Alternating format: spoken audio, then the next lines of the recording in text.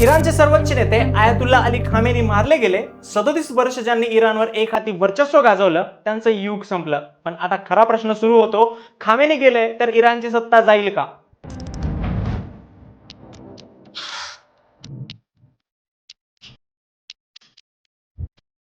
वर्ष होतं 1979. इराणमध्ये इस्लामिक क्रांती झाली. त्यावेळी जगाचा नकाशा काहीसा वेगळा होता. अमेरिकेत जॉर्ज बुश, ब्रिटनमध्ये मार्गरेट थॅचर, भारतात राजीव गांधी, सोव्हिएत संघात गोर्बचेव होते. हे सर्व नेते आले आणि गेले, पण खामेनी मात्र तिथेच राहिले तब्बल 37 वर्ष. खामेनीच्या मृत्यूनंतर 3 मोठे प्रश्न उभे राहतात. हे सत्तापालट आहे का?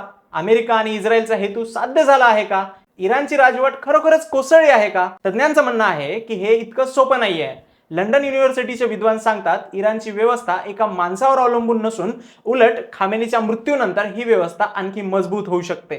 इराणच्या संविधानाचं कलम 111 स्पष्ट सांगतं, सर्वोच्च नेत्याचा मृत्यू झाल्यास सत्ता लगेच एका अंतरिम परिषदेकडे जाते, ज्यामध्ये राष्ट्रपती, न्यायपालिकेचे प्रमुख आणि एक वरिष्ठ धर्मगुरू असतात.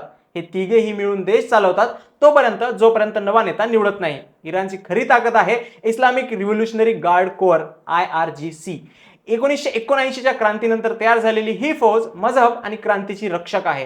या संघटनेकडे स्वतःची थलसेना, वायुसेना, नौसेना आहे. इराणच्या अर्थव्यवस्थेचा मोठा भागही यांच्या ताब्यात आहे. इराणचा नवा सर्वोच्च नेता कोण होईल हे IRGC ठरवेल. अधिकृतपणे त्यांना अधिकार जरी नसले तरी त्यांचा दबाव इतका आहे की राष्ट्राच्या एकतेला धोका देणारा कोणीही सत्तेत ते येऊ देणार नाहीत.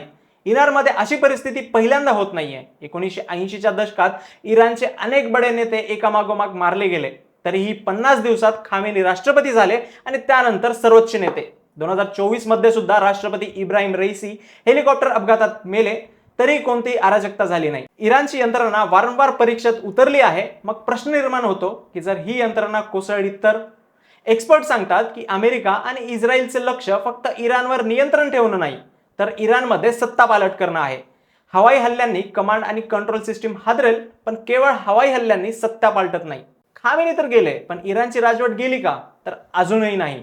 येणारे दिवस सांगतील इराण बिखरेल की नवा समतोल साधेल. तुमचं काय मत आहे यावर कमेंट सेक्शन मध्ये नक्की सांगा आणि अशाच माहितीपूर्ण व्हिडिओसाठी आपल्या एशक्स मराठीला सबस्क्राईब करा.